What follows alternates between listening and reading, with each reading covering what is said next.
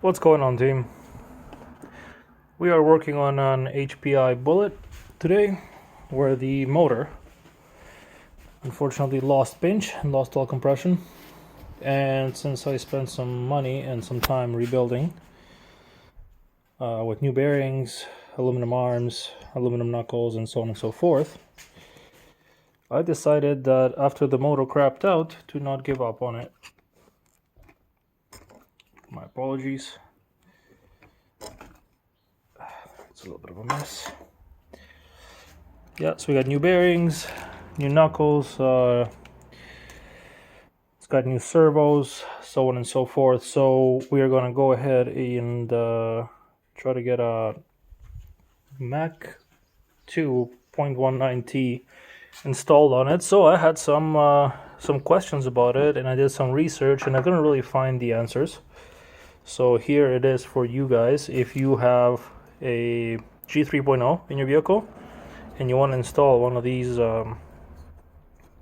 Mac 2s, 0.19, just want to let you know that you can use the HPI 12mm one-way bearing. Sorry, it's one-handed work, and it does work as it should.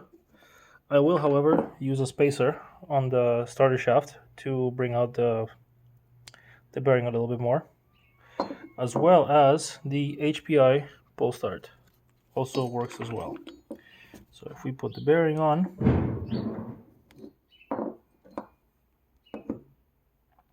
got the bearing, we got the starter, pull starter, all the holes line up, all is well. So you do not need a Traxxas pull starter or Traxxas one-way bearing. However, if you, what most people do is they replace this motor with the Traxxas 3.3, or sorry, vice versa. They replace the 3.3 with this one because it's cheaper, significantly cheaper, about half the price. I would say, at least in Canada it is. But yeah, if that's not the case and you're just trying to mock something up, I also have an HPI exhaust header, part number 101033, and this is what it looks like. It comes with, sorry, my apologies. The original gasket that comes with this, with the actual header, which is large. This header is for a 0.21 or a 3.5 cc motor. And you have the one that comes with the engine. Let's see if we can get this set up somehow a little bit different way. There we go. So the engine does come with its own gasket.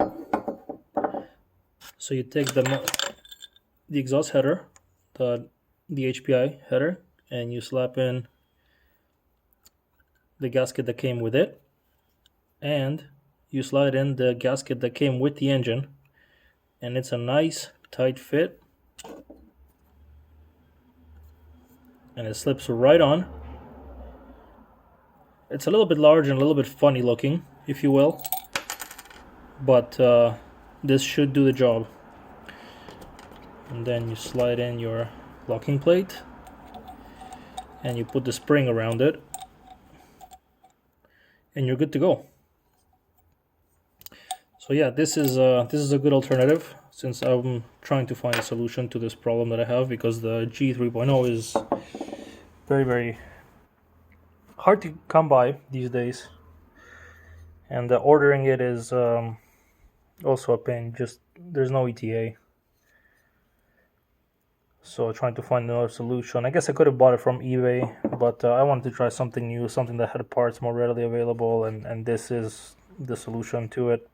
Since it is a Traxxas replacement and it is a small block, it does fit the mount from the G3.0. Yeah, so just to show you guys what happened to the G3.0, the sleeve cracked. It's hard to see. There it is. So this is not by standard operation. the motor had lost pinch altogether, so it wouldn't idle. It would run fine at higher PMs, and just as long as you open the throttle a little bit, it would work. It would run just fine. Not the most powerful motor, I thought, but yeah. So I bought a used, and I'm not really sure how good these engines actually are, but it never idled from the moment I got it. So after months of figuring it out, and I believe this is the pinch was the problem. So just so you know, this is not caused by runtime or anything along those lines. This is me trying to repinch it, and I did it fine the first time, but I thought I could get it a little bit tighter, and I overdid it. And after I tried to expand it, it cracked. So yeah, this is the solution. I hope you guys find this useful. Hopefully this engine runs good. We are going to be taking a couple of precautions on the issues that they are known to have, such as the bushing wearing out on the starter plate. I will be coating that in engine oil before installing it into the truck. And I might have to bend the exhaust header a little bit, simply because it's so large, and I got a feeling it's gonna be resting up against the shocks right here somewhere along these lines. Since it's all plastic, it's not good for business. So once it's all mocked up, I will upload a video and show you guys what it looks like. Yeah, this is a good little truck. I actually like it quite a bit. Not really a basher. I shredded the front ring gear on the front differential after I took it to the skate park. I'll probably land it on power. That was my bad. I'm not really good at bashing in a skate park, I guess, but it was a lot of fun. Was it worth it? Maybe, maybe not. Again, because I have to order everything in for this thing, I would recommend to not do it unless you have parts readily available. And since nitros are becoming more and more difficult to